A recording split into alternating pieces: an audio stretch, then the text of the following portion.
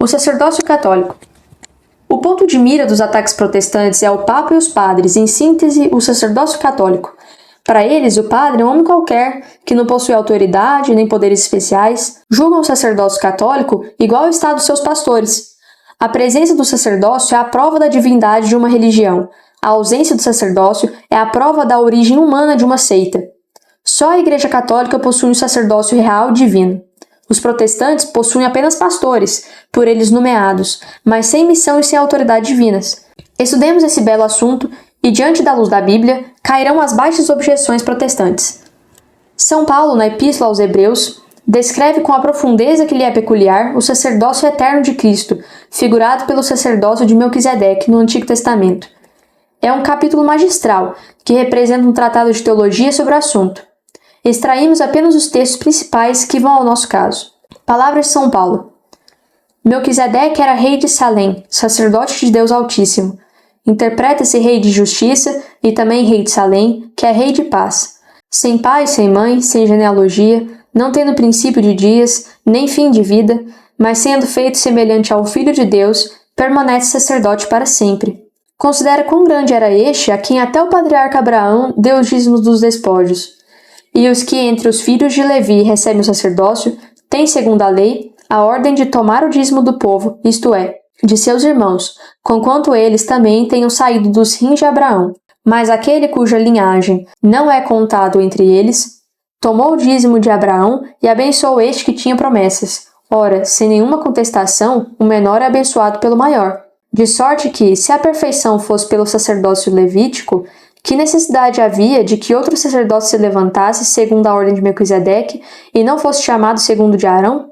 Porque mudou-se o sacerdócio necessariamente, se fez também mudança da lei. E muito mais manifesto ainda, se a semelhança de Melquisedeque se levantar outro sacerdote, o qual não foi feito segundo a lei do mandamento carnal, mas segundo a virtude da vida incorruptível. Porque assim testifica dele: tu és sacerdote eternamente, segundo a ordem de Melquisedeque. O erro protestante. O texto citado nos revela a grandeza do sacerdócio católico, o único sacerdócio verdadeiro no mundo. As seitas protestantes estabelecem chefes que não são religiosos, mas apenas civis ou fictícios, sem mandado e sem autoridade. Pode ser pastor protestante quem quiser. Hoje, um homem analfabeto, roceiro ou tropeiro, basta renegar a sua fé, soletrar a Bíblia e conspurcar a Igreja Católica e ir o pastor. Isto é, pregador do Evangelho, presidente de culto e, sobretudo, cobrador de dízimos. Um homem sensato compreende logo que tal homem possui apenas uma autoridade humana, conforme lhe atribuem os adeptos, mas fica destituído de qualquer autoridade divina. Ora, uma religião divina exige uma autoridade divina. Não basta um homem qualquer dizer: tu és pastor de almas. Necessário é que, uma vez autorizado, tendo uma autoridade divina, diga: eu comunico-te uma autoridade religiosa sobre os outros homens. Nenhum protestante pode dizer isso, porque nenhum tem autoridade sobre os outros. É a condenação flagrante do protestantismo. O protestantismo tem pastores, nomeados pelos aderentes ou por ninguém. Ele não tem um sacerdócio. Um pastor fala, explica a Bíblia, preside o culto, como um homem qualquer. Pode deixar o cargo, pode tornar-se comerciante ou lavrador, não conservando mais ainda nada do seu pastorado. É um homem qualquer, um leigo, um soldado raso. Ora, um homem tendo sido escolhido por Deus para ser o seu representante e ministro, tendo sido ungido e delegado pelo representante de Deus na terra, este homem recebe, pelo sacramento da ordem, um caráter que nunca mais se apaga. Ele é sacerdote para a eternidade. Se voltasse à vida mundana, se caísse no vício, ele é e sempre ficará sacerdote do Altíssimo. Ele é um mau sacerdote, mas sempre será sacerdote. Doutrina católica. Como é diferente o sacerdote segundo a doutrina católica? São Paulo, descrevendo o sacerdócio de Jesus Cristo, descreve ao mesmo tempo o sacerdócio de todos os que, no decurso dos tempos, serão revestidos deste mesmo sacerdócio. O sacerdote supremo é um, o sacerdócio é único.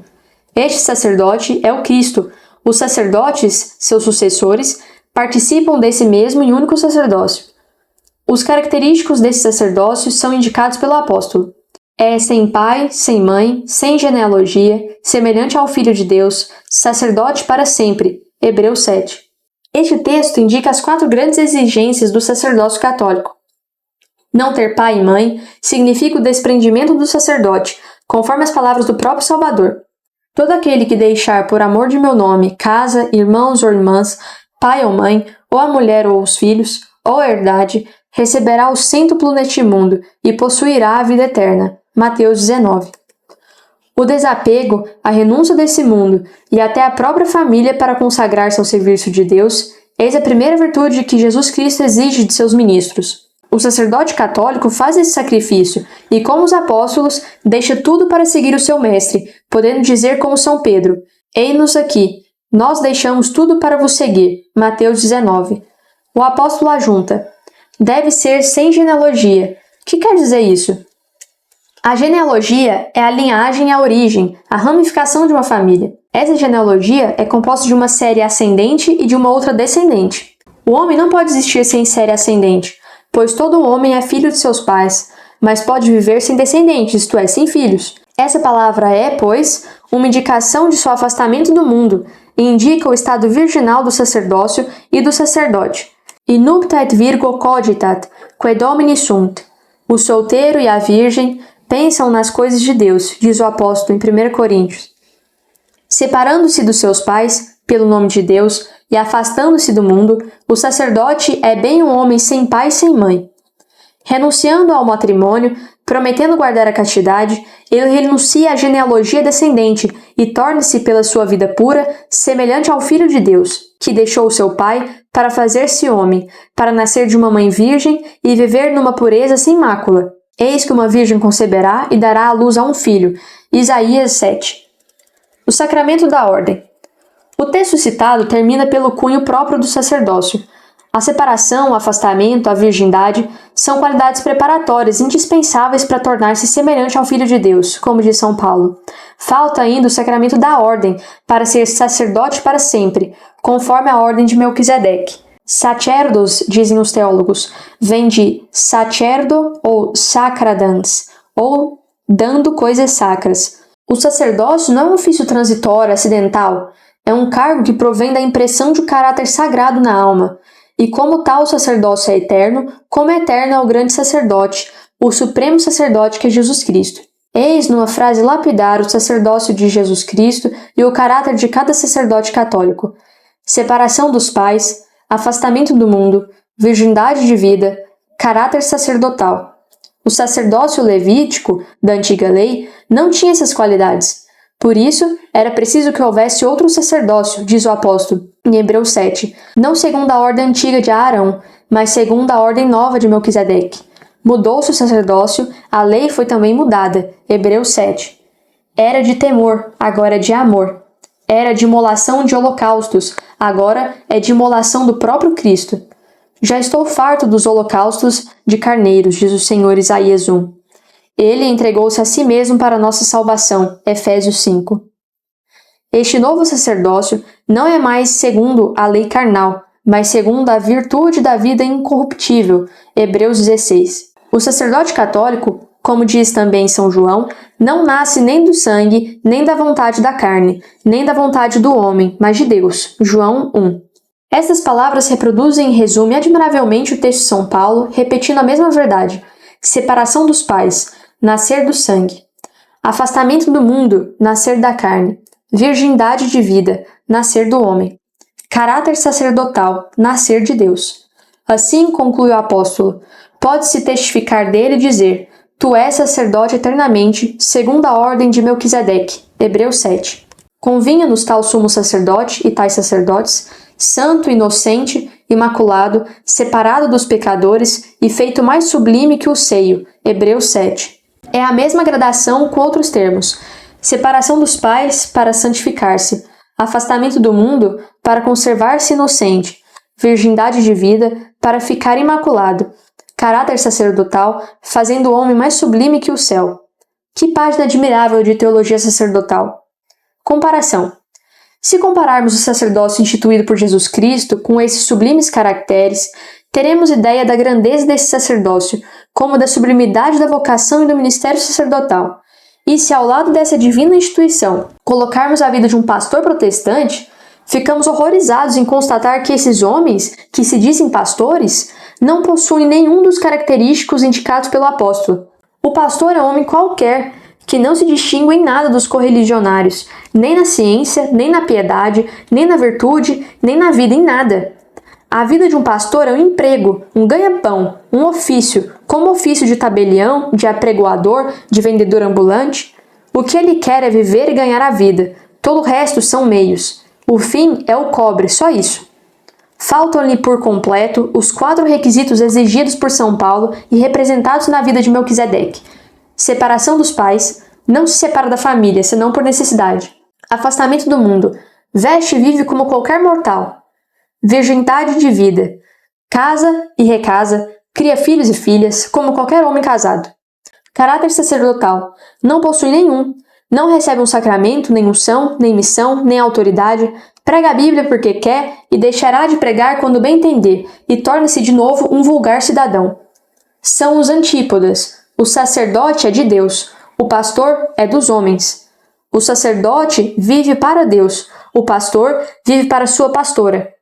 O sacerdote trabalha para Deus, o pastor trabalha para ganhar dinheiro. E há homens que, lendo a Bíblia, a passagem citada por São Paulo e muitas outras, não compreendem isto? Para que serve então a Bíblia? Reflitam um instante e constatarão que a presença de um sacerdócio eterno na Igreja Católica é uma prova irrefutável da divindade desta Igreja, como a falta do sacerdócio no protestantismo é a prova de sua falsidade. Sacerdote, altar e vítima. Não se pode haver religião sem altar, sem sacrifício e sem sacerdote. No Gênesis encontramos essas indicações em termos positivos. Noé edificou um altar ao Senhor e lhe ofereceu um sacrifício sobre esse altar. Gênesis 8. Noé era sacerdote, edificou um altar, ofereceu um sacrifício sobre ele. Abraão, por sua vez, construiu um altar em Siquém, em Hebrom, e ali ofereceu um sacrifício ao Senhor. Gênesis 12. E assim por diante, em toda parte onde há um culto religioso, encontramos o sacerdote, o altar e a vítima. Em Gênesis 22, Êxodos 15, Números 7, Deuteronômio 27, etc.